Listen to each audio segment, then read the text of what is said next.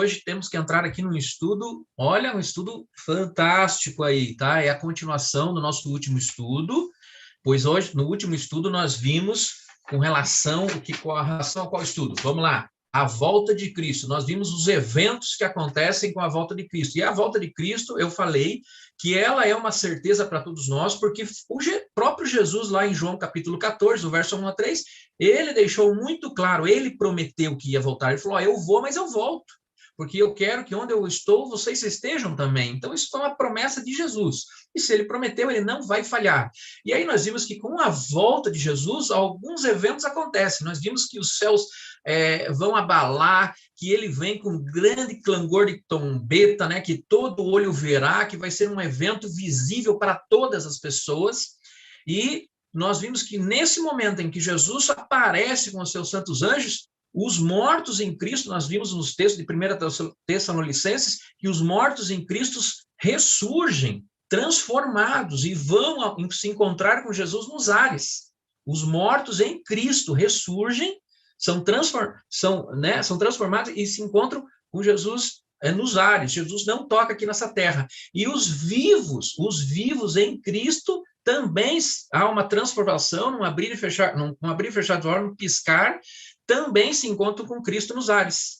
E aí, os que estiverem vivos e não aceitaram a Cristo como Salvador, tombam mortos, né? Ali, então, fica. A gente viu, então, essa situação. Então, nós vimos os mortos em Cristo, nós somos os vivos em Cristo e os vivos, vamos dizer assim, numa linguagem sem Cristo, né? Que não aceitaram a Cristo. Só que ficou aqui, nós não comentamos, nós não vimos a parte, e os mortos que não aceitaram a Cristo, o que acontece com eles? Nós deixamos, e vamos ver no estudo de hoje, por quê? Porque depois da volta de Cristo, depois de todos esses eventos que eu comentei, nós vimos no final do estudo passado que há um período que a Bíblia fala como um milênio, que Cristo eleva essas pessoas salvas para um período chamado milênio. E esse é o propósito do nosso encontro de hoje. Estudar o que é esse período, o que vai acontecer, e, ao final dele, também, quais são os desdobramentos que isso vai impactar na resposta do que vai acontecer justamente com os que morreram sem Cristo. E aí nós fechamos este ciclo, tá bom? Então, acompanhe conosco aí, eu gostaria de fazer uma oração agora, para que nós possamos dar sequência nesse estudo, tá bom? Será que nós teríamos algum voluntário para fazer essa oração inicial? Eu vou deixar aberto aqui, se eu tiver algum voluntário, ergue a mão ou abre o microfone e faz essa oração aí pedindo a presença do Espírito de Deus aqui nesse estudo. Será que alguém gostaria de fazer essa oração? Eu deixo em aberto aqui. Será que alguém? Não tem problema. Se ninguém se manifestar, eu mesmo faço. Né? Então, tá bom. Então, eu vou fazer a oração, você acompanha com reverência, fechando os seus olhos e participando agora desse momento, tá bom? Vamos fechar nossos olhos e vamos orar a Deus. Querido Deus e Pai, nós estamos aqui nesta terça-feira, mais uma vez, Pai querido, reunidos virtualmente, com a Tua palavra diante de nós e com um único intuito, Pai querido, de mais uma vez podermos abrir a Tua palavra, conhecer da Tua vontade, saber mais, Pai querido, dos eventos que cercam o nosso futuro, para que não somente tenhamos o conhecimento de todas as coisas, mas também, Pai querido, possamos nos preparar para a volta de Cristo e, principalmente, para que possamos participar, Pai querido, deste período chamado milênio, o qual vamos estudar nesta noite, pela Tua presença, pelo Teu poder, através do Teu Santo Espírito, que vai falar através da Tua palavra aos nossos corações. É nesta oração que clamamos, Pai querido, humildemente, que nos perdoe e nos purifique do nosso pecado, que abra a nossa mente, o nosso coração, Pai querido, e os nossos olhos da fé, para que possamos adentrar a esse estudo e tirar o máximo proveito para o nosso preparo espiritual para os acontecimentos que virão decorrentes da volta de Jesus. Peço as tuas continuadas bênçãos sobre cada um desses amados irmãos que participam desse estudo e ainda os que irão adentrar durante este período. Por Jesus eu oro e agradeço. Amém. Amém. Muito bem. Então, nós paramos aí falando do milênio, né? Nós vimos que, então, os salvos, tanto os mortos em Cristo, quanto os que estiverem vivos, que são transformados, eles sobem e se encontram com Jesus nos ares. E daí? Qual que é a sequência disso? O que acontece? Eles se encontram e aí? Vão para onde? Esse é o início do nosso estudo, né?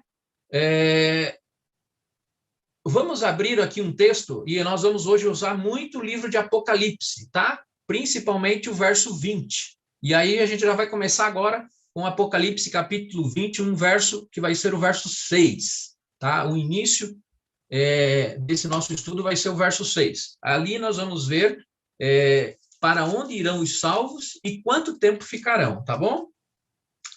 Apocalipse, o último livro da Bíblia, o verso é o 6. Ok?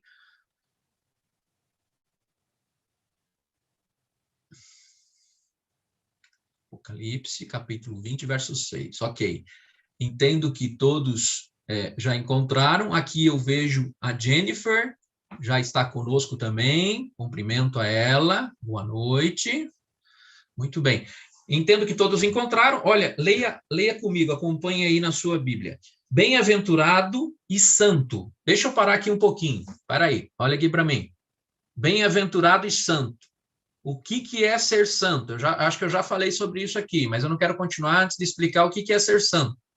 Será que ser santo, normalmente no entendimento das pessoas, ser santo é uma pessoa que não faz nada errado, é uma pessoa que puxa a vida, que tem uma auréola em cima da cabeça, enfim, né? E aqui a Bíblia está falando bem-aventurado e santo. Bem-aventurado quer dizer feliz. Feliz. E santo, se você for ao dicionário e for procurar as definições de santo, você vai ver que, na verdade, santo é a mesma coisa que separado para algum fim, entende? É uma pessoa separada. Então, diante agora desse conhecimento, cada um de nós pode considerar o quê? Uma pessoa santa, uma pessoa separada, uma pessoa que tem uma função, uma pessoa a qual Deus quer usar para algum motivo, tem alguma missão para essa pessoa. Então, essa é uma pessoa santa, uma pessoa separada. Então, aqui o texto está querendo dizer o quê? Feliz e separado. Olha só, vamos continuar agora. É aquele que tem parte na primeira ressurreição, naquela ressurreição que estudamos no estudo passado, que é a ressurreição que se fala a ressurreição dos justos, aquela que aceitaram a Cristo. Então, bem-aventurado, feliz, separado as pessoas que participam da primeira ressurreição. Sobre essas pessoas da primeira ressurreição, a segunda morte não tem o quê? Não tem autoridade. Você entendeu? As pessoas que participam da primeira ressurreição não passam pela segunda morte. O que isso quer dizer? Vamos lá, cada um de nós aqui tem a sua vida. Se Jesus não voltar em nossos dias, o que vai acontecer com cada um de nós? Infelizmente, nós vamos o quê? Morrer. Essa é a primeira morte. Então, ele está falando assim, ó, se eu morrer em Cristo, eu vou ressuscitar na primeira e eu não vou passar por mais nenhuma morte. E é isso que o texto está querendo dizer. Bem-aventurado e santo aquele que participa da primeira ressurreição, porque para ele a segunda morte não tem autoridade. Então, se sobre esse não tem autoridade, não vai ter a segunda morte, para os que não são de Cristo, vai haver a segunda morte. Nós vamos entender isso daqui para frente um pouco, tá bom? Pelo contrário, estes da primeira ressurreição serão sacerdotes de Deus e de Cristo e reinarão com ele. Olha o que está escrito aí no final deste verso: por 1000 anos. Reinarão com ele os 1000 anos. Entendeu? Então, os mortos em Cristo e os vivos em Cristo, da primeira ressurreição, primeira coisa, a segunda morte não tem poder sobre a vida deles. Eles não vão passar pela segunda morte. E eles se tornam o quê? Sacerdotes. Eles atingem um grau de maturidade espiritual e eles viram sacerdotes de Cristo e vão reinar com Cristo durante os 1000 anos. Entendeu? Vai reinar com Cristo durante 1000 anos. Então, o que vai acontecer com os fiéis, com aqueles que aceitam a Cristo? Vão passar um período de 1000 anos reinando com Cristo. Tá bom? Nós vamos entender, nós vamos continuar a ver mais alguns textos e vamos entender tudo isso. Então, a segunda pergunta é: o que os salvos vão fazer durante esses 1000 anos? Para que serve esses 1000 anos? Porque é um tempo determinado. Você vê que não é um tempo determinado. Dentro da eternidade, tem um tempo determinado de 1000 anos. Para quê? Qual é a função desse período? Por que existe esse período? Então, aí mesmo em Apocalipse, capítulo 20, nós vamos voltar ao verso 4. Vamos voltar ao verso 4, que diz assim, ó, vamos ler só a primeira parte aqui do verso 4, tá? Que é o que nos interessa aqui nesse momento para entender esse assunto. Até a primeira parte ali, diz assim, ó: eu vi também tronos, e nestes sentaram-se aqueles os quais foi dado autoridade de... O que está escrito aí? Julgar. Julgar. Vi também os tronos, e nesses sentaram aqueles os quais têm autoridade de julgar. Então, dentro do milênio, as pessoas, os fiéis vão estar fazendo o quê? Isso mesmo, julgando. Mas julgando quem? A pergunta é: vai estar julgando quem? Será que a Bíblia nos responde isso? Claro que responde. E aí, para responder essa pergunta, eu quero que você agora vá em Lucas, Evangelho de Lucas, capítulo 20. Só não desmarque aí Apocalipse, tá? Nós já vamos voltar aqui. Se quiser, segura com a mão aí. Vamos lá em Lucas, capítulo 22. Lucas, capítulo 22.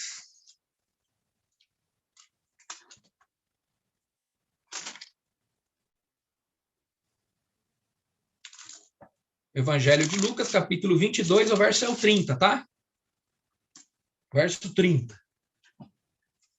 Lucas 22, 30. Vamos ver aqui nesse verso quem é que vai ser julgado, tá bom? Então, aqui diz o quê? O verso 30 é Jesus falando ali porque havia uma contenda, quem que vai ser maior no reino dos céus, quem que vai ser... E aí Jesus dá a resposta, vai falando, por exemplo, lá... Deixa eu ver aqui, verso 27, por exemplo, ó: pois qual é o maior, quem está à mesa ou quem serve? E aí ele está explicando para eles que quem quer ser maior tem que ser o quê? O menor, porque Jesus, sendo o maior, ele se fez o menor, ele se fez servo de todos, né? E aí no verso 30 ele fala: para que comais e bebais a minha mesa no meu reino, e vós vos assentareis em tronos para julgar as 12 tribos de Israel. O que isso quer dizer? O que quer dizer as 12 tribos de Israel? Quer dizer, está dando uma conotação que as 12 tribos representavam quem? O povo de Deus. Então, as 12 tribos de Israel hoje representam da mesma forma o povo de Deus. Naquela época, eram os 12 filhos de Jacó, certo? A herança. Só que agora isso se estende a nós gentios. Nós pertencemos às 12 tribos de Israel. E ele fala assim, olha, vocês vão se assentar em tronos para julgar as 12 tribos, ou seja, julgar a todos. Não entendeu ainda? Mas, tá, quem vai se assentar para julgar? Talvez ainda seja a tua pergunta, mas quem vai se assentar para julgar? Quem são essas pessoas? Aqueles que morreram em Cristo, beleza. Mas eu quero dividir mais um texto com você, e voltando lá em Apocalipse, só que é capítulo 3 agora. Apocalipse, capítulo 3.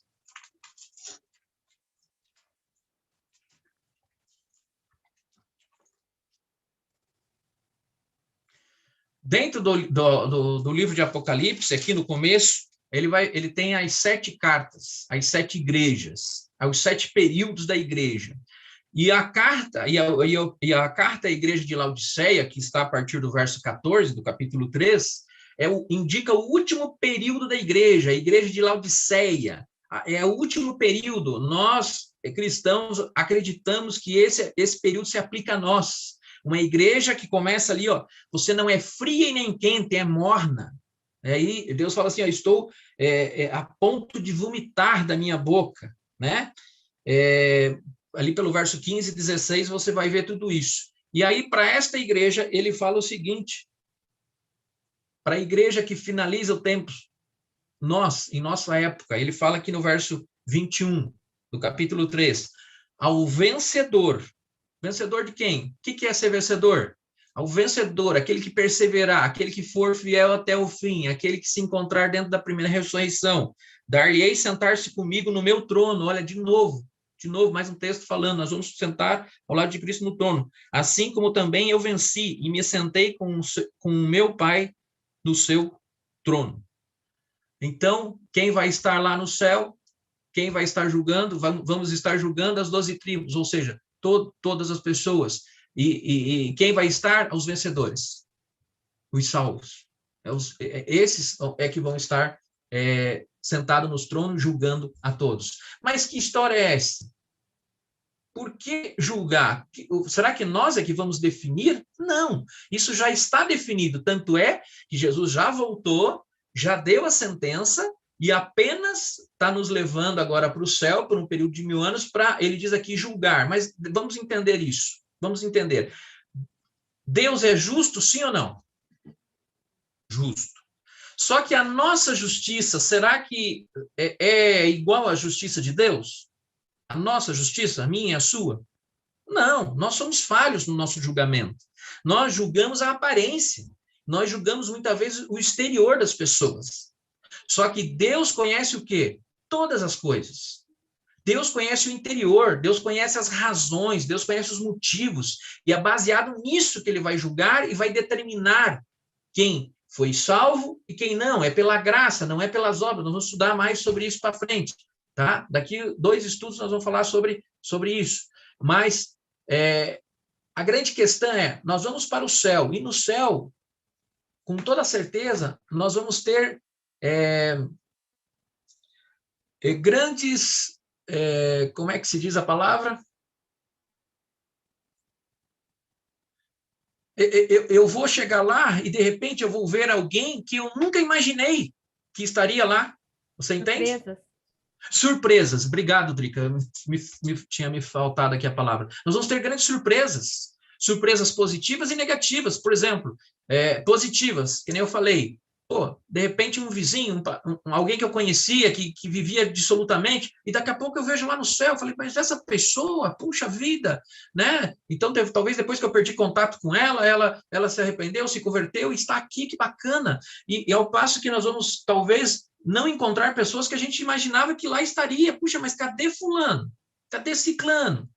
Que eu sempre tive certeza que estaria aqui e não está. E aí, Deus é tão justo e ele não quer que ninguém fique com nenhuma dúvida. Então, esses 1000 anos é para quê? É justamente para que todos entendam o julgamento e a justiça de Deus. Diante desse período, vai se passar a vida de todos. Todos vão entender o porquê tal pessoa está lá e por que tal pessoa não está. Entende? Então, esse período do milênio é para isso, esse julgamento que fala aqui já é para entender todas as razões de todas as pessoas estarem ou deixarem de estar ali. Porque Deus não quer que ninguém fique o quê? Na dúvida. Na dúvida. Tá? Mas vamos continuar aqui lendo mais alguns versos. Eu quero que você agora vá comigo a 1 Coríntios, capítulo 6. 1 Coríntios, capítulo 6.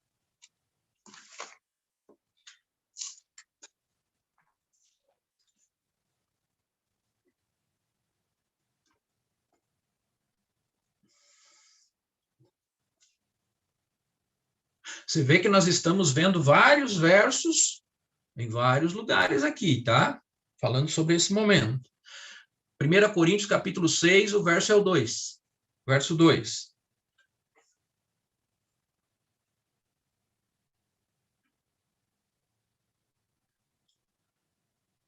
Ok? Deixa eu ver. Ok. Imagino que todos já abriram. Então, diz assim, ó, na minha tradução aqui, 1 Coríntios, capítulo 6, cuidado porque tem 2 Coríntios, é o primeiro. Ou não sabeis que os santos, olha lá, os separados, hão de julgar o mundo? Vocês não sabem que os santos vão julgar o mundo? É Paulo falando, escrevendo na sua primeira carta aos Coríntios.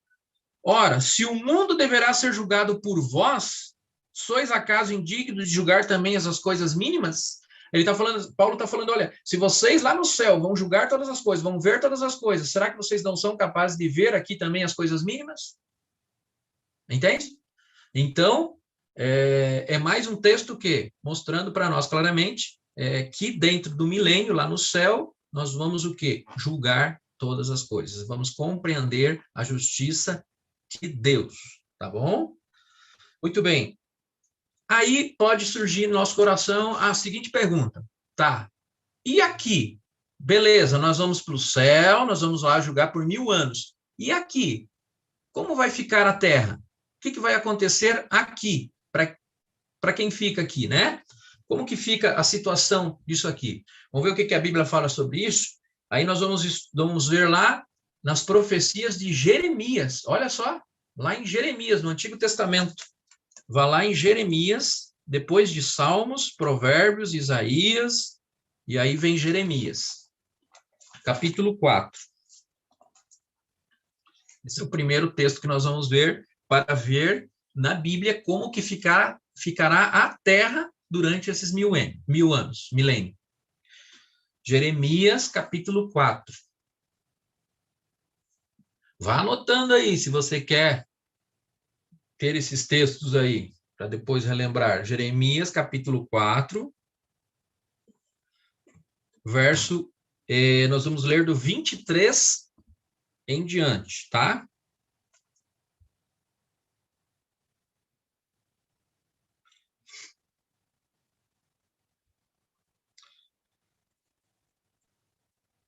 Muito bem, 4, 23 em diante diz assim: Olhei para a terra, e eis que ela estava o quê? Sem forma e vazia. Lembra lá em Gênesis como é que era a terra? Quando Gênesis capítulo 1, verso 2, a terra era sem forma e vazia. Você vê que a terra volta a ficar sem forma e vazia novamente? Eu olhei para a terra e ela estava sem forma. Olhei para os céus e eles não tinham luz. Olha só, o céu ficou escuro, a terra sem forma e vazia, ou seja, volta a ser o que era antes, sem a presença de Deus. É isso que acontece, fica sem forma, vazio e não há luz. Olhei para os montes e eis que eles tremiam e todos os outeiros estremeciam. O verso 25 continua: Olheis e eis que não havia homem nenhum, não havia vida na terra. E todas as aves dos céus haviam fugido. Ou seja, não há nenhuma vida. E o verso 26 continua: Olhei ainda e eis que a terra fértil era um deserto, e todas as suas cidades estavam derribadas diante do Senhor, diante do furor da sua ira. Será que esses versos já mostram para nós como é que vai estar a terra? Sem forma, vazia, sem luz, sem nenhum tipo de vida, nem humana, nem dos animais e nem dos vegetais. A terra estava como um deserto, não há nenhuma vida. Durante o milênio, aqui na terra, fica o quê? Deserto, vazio, sem vida. Mas vamos aí ao capítulo 25, aqui de Jeremias ainda. Vamos completar mais um pouco aqui. Capítulo 25 de Jeremias. 25, verso 33. Olha só a condição. Olha o relato aqui desse verso 33 de Jeremias, capítulo 25. Acharam? Como é que diz ali? Os que o Senhor entregar à morte naquele dia vão se estender de uma a outra extremidade da terra. Olha só, a terra vai ficar coberta de corpos. Infelizmente, olha quanta gente se perdendo. se estenderão de uma a outra extremidade da terra, e eles não serão pranteados, nem serão recolhidos, não serão sepultados. Serão como esterco sobre a face da terra. Você está vendo? Então, aquelas pessoas que estavam vivas e não aceitaram a Cristo, quando os fiéis se elevam, eles morrem e ficam sobre a terra. Não há quem não vai ter sepultamento. Quem vai sepultar? Todo mundo morto. Então os corpos caem sobre a terra mesmo. E diz aqui que pela descrição é uma quantidade, infelizmente, muito grande. Diz que é de uma extremidade à outra, tem corpos. Tem corpos. Infelizmente, é o que a Bíblia nos relata. E olha, esse é o detalhe. Ficam ali mortos por cima mesmo da terra. Então, essa é a condição da terra aqui durante os 1000 anos. Será que haverá alguém que vai permanecer na terra? A gente vê aqui que, pelo menos, dos seres criados aqui, dos seres vivos e tal, não. Mas eu quero que você me acompanhe numa leitura agora lá em Apocalipse, capítulo 20 de novo, tá? Lá em capítulo 20 de Apocalipse. Vamos voltar para lá, porque nós vamos ver mais um detalhe aqui a respeito desse momento aqui. Volta lá em Apocalipse, capítulo 20, e nós vamos ler três versos aqui agora.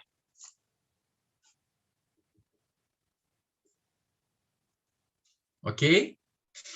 Vamos ler o verso 1, 2 e 3, tá? Acompanhe comigo. Diz assim: Então vi descer do céu um anjo.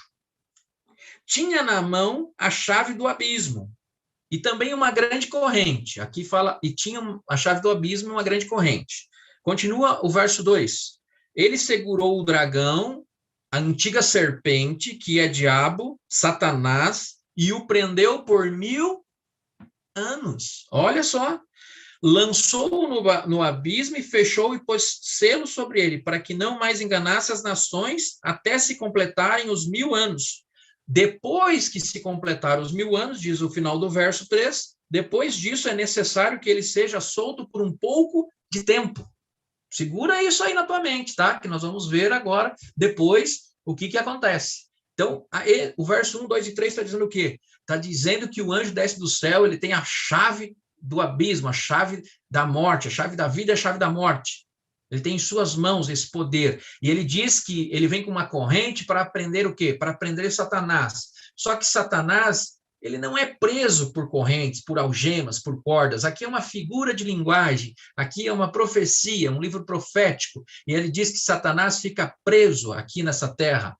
Qual que é a circunstância que o deixa preso? O que hoje Satanás tem em suas mãos, infelizmente, para trabalhar? Para se movimentar? Pessoas. Pessoas, infelizmente. Hoje, Satanás e seus anjos trabalham em cima das pessoas, para desviar as pessoas, para causar confusão, guerras, pestes e tudo mais.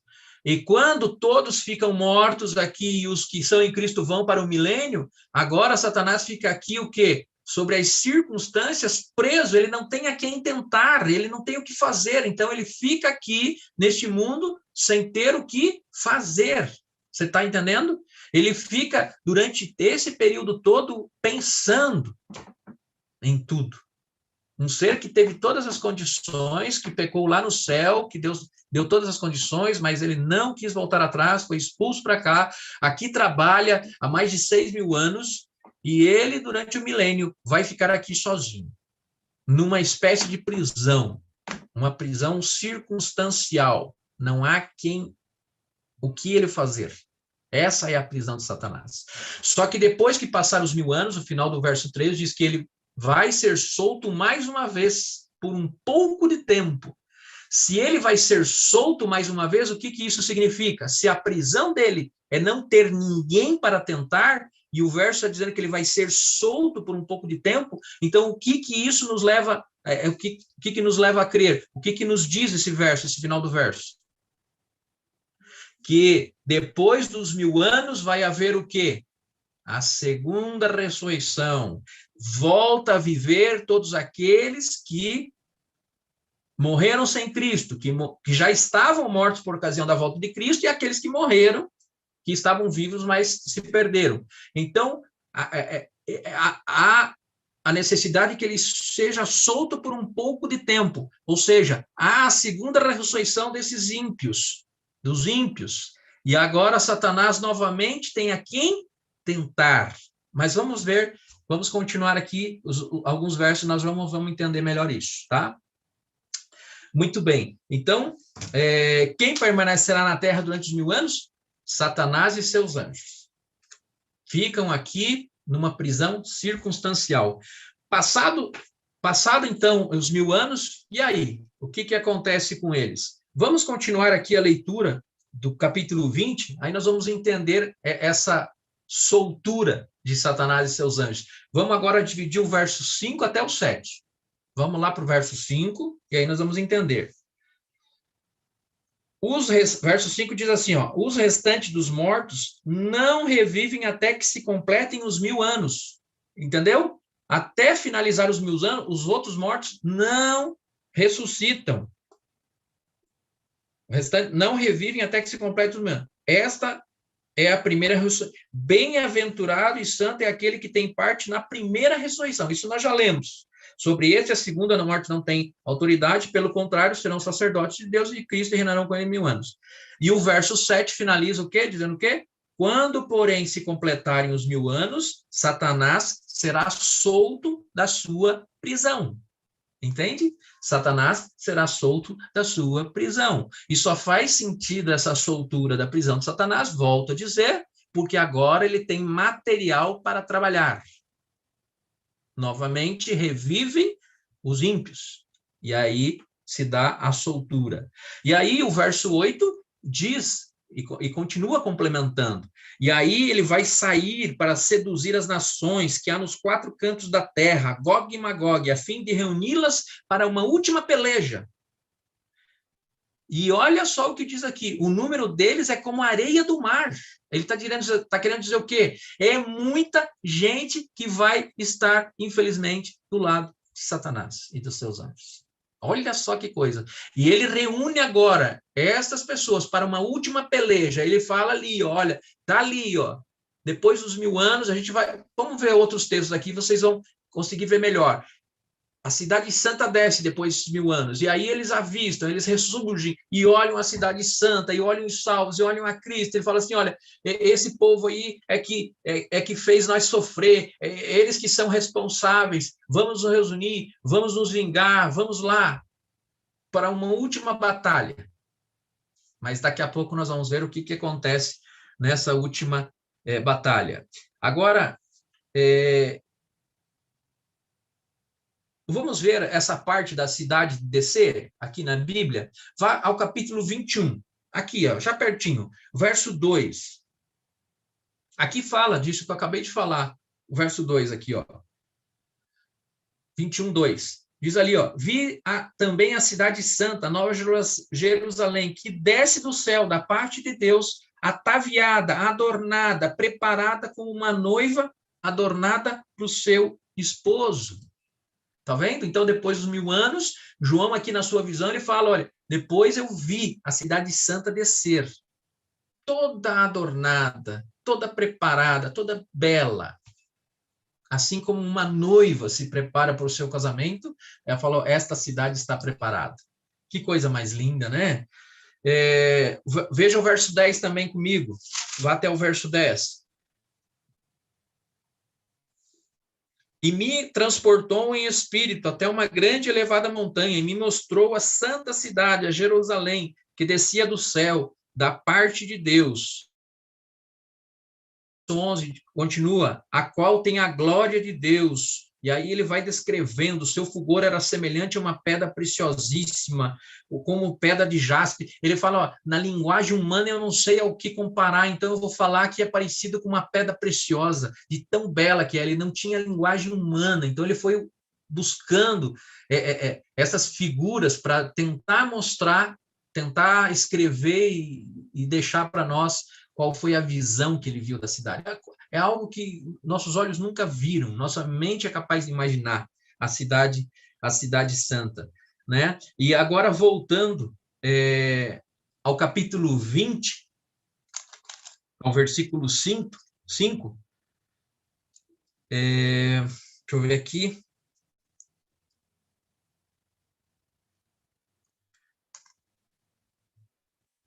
Não, aqui basta para nós. Que outros eventos marcam o final dos 1000 anos? Então, outro evento que marca o final dos 1000 anos é a descida da cidade santa, toda preparada e ataviada. E aí, quando ela desce, o que Satanás fará com seu grande exército? O verso 8 do capítulo 20, nós lemos agora há pouco, mas quero reler aqui. Essa vai ser a atitude diante da descida da cidade. Ele vai buscar seduzir novamente todas as ações, né, dos 4, Gog e Magog, né? Aqui pode haver aí, por que Gog e Magog? Tá querendo dizer assim, ó, de norte a sul. A gente fala aqui no Brasil, né, do Iapoque ao Chuí, entendeu? Toda a extensão da terra, a fim de reuni-las para a peleja, e o número dessas é como a areia do mar.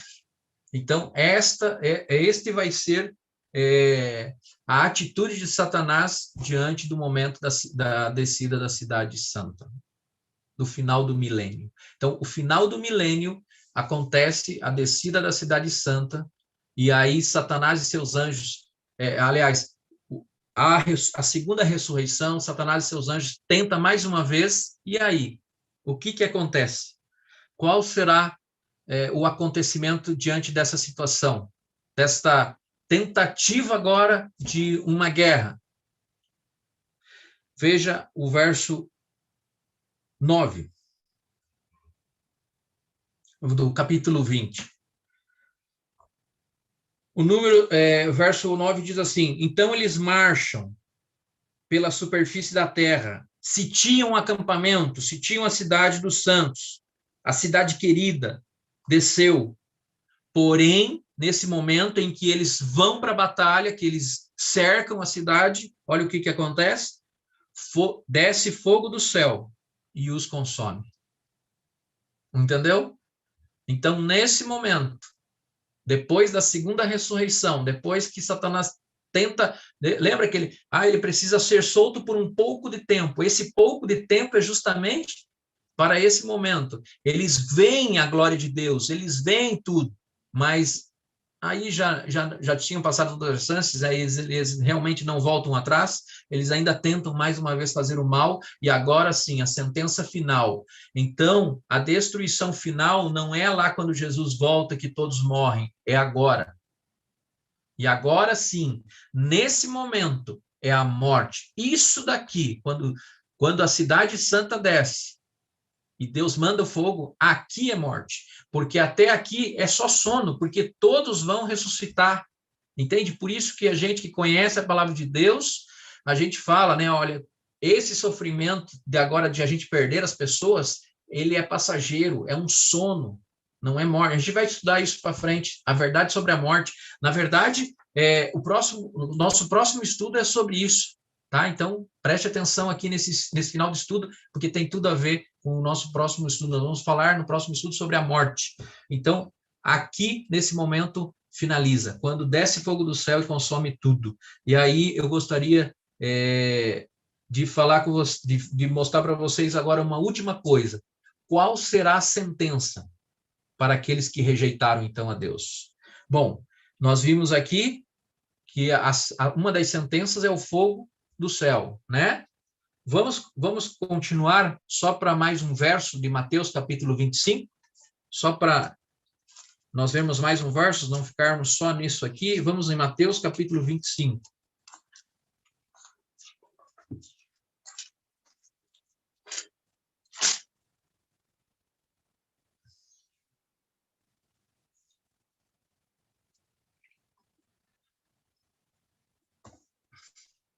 Mateus capítulo 25, verso 41.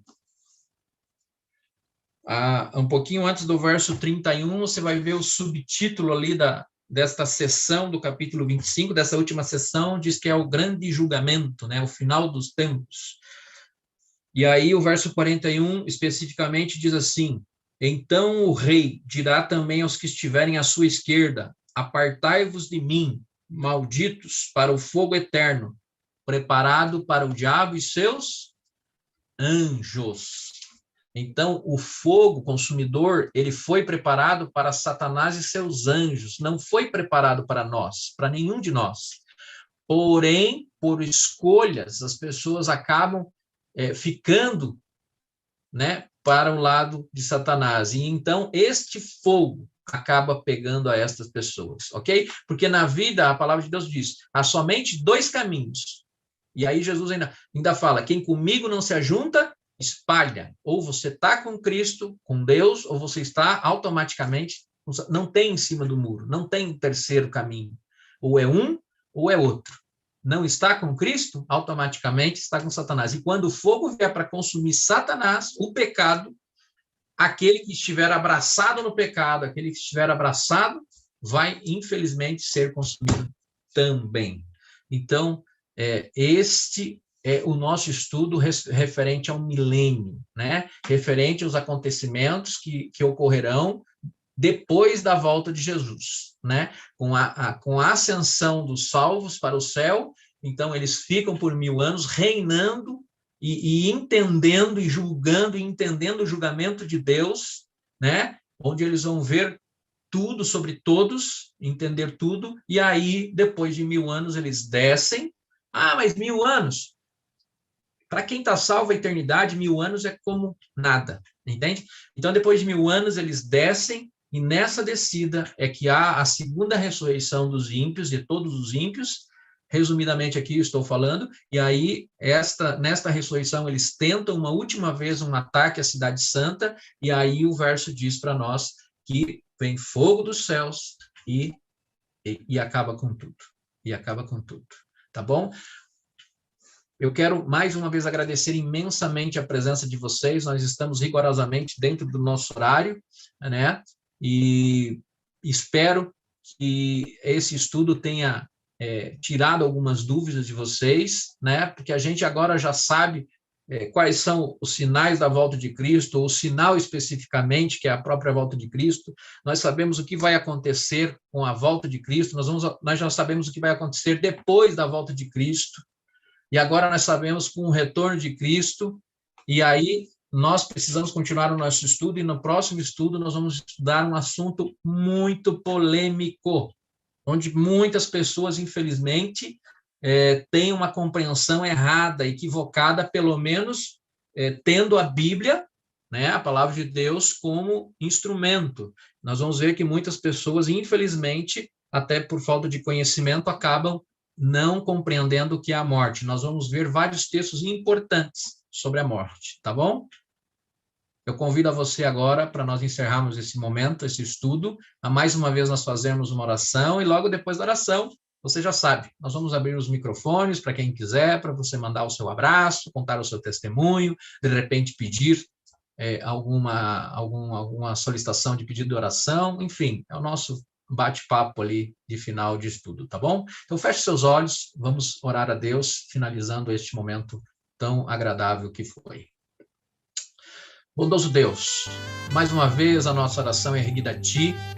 Nesse momento, o nosso coração se encontra grato por mais uma vez termos tido o privilégio, a oportunidade de estudar a Tua Santa Palavra, de ampliarmos os nossos conhecimentos os quais, Pai querido, nós queremos que seja para nos preparar, para que sejamos alertas para a volta do Teu Filho amado, Jesus Cristo, nosso Salvador.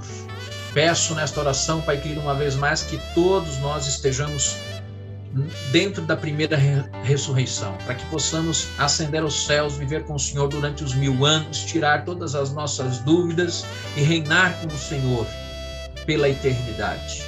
Nos livra-nos, Pai querido, sobre os Teus cuidados, diante do sangue de Cristo, de sequer cogitarmos a ideia de participar da segunda ressurreição.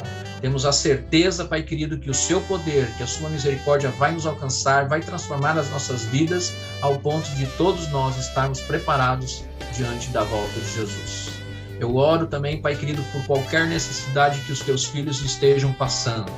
Que o Senhor, que conhece a cada uma desses amados irmãos que estão aqui nos acompanhando nesse momento, o Senhor conhece as suas necessidades, as suas lutas, as suas aflições, e eu tenho certeza que nesta noite alguém aqui, Pai querido, está precisando de uma bênção especial. E esta bênção eu já quero agradecer, porque eu tenho certeza que o Senhor já deu ordem aos teus santos anjos para confortarem, para trabalharem na vida desta pessoa.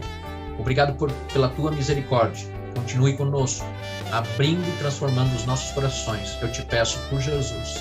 Amém. Que a